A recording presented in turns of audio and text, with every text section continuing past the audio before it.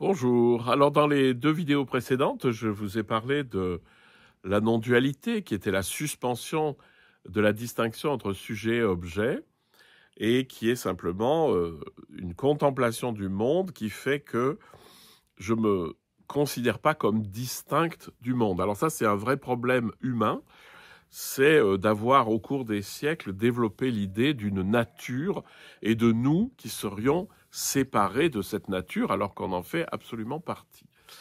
Quelles sont les conséquences de la non-dualité dans la vie courante? Eh bien, en fait, lorsque je fais un avec tout, en fait, je n'exploite plus rien. C'est-à-dire, j'utilise ce dont j'ai besoin. Si je dois manger, je vais faire quelque chose pour cultiver, enfin voilà, ou que quelqu'un d'autre le fasse à ma place. Mais je ne vais pas avoir cette attitude de prédation sur le monde.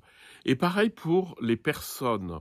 Lorsque vous êtes en rapport, en dialogue avec quelqu'un, et que vous êtes dans cette posture de non-dualité, donc on se rend compte assez vite qu'on fait un avec cette personne, il y a plus tout l'appareil mental qui agit, et donc ben, vous l'écoutez, vous avez de la bienveillance pour elle, même si elle est peut-être un peu dure, un peu agressive, c'est pas votre problème, c'est le problème de la personne d'en face, mais vous l'accueillez, et du coup, vous pouvez mieux comprendre ce qu'elle vous dit.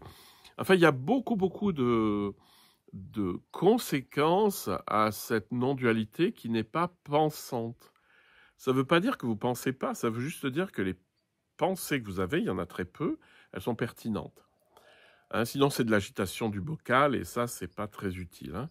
Donc, dans la vie de tous les jours, la non-dualité, ça nous invite à nous regarder comme faisant partie du tout, en étant un avec tout le reste. Donc, on va pas l'exploiter, on va pas l'abîmer, on va pas l'exploiter juste pour des motifs égoïstes.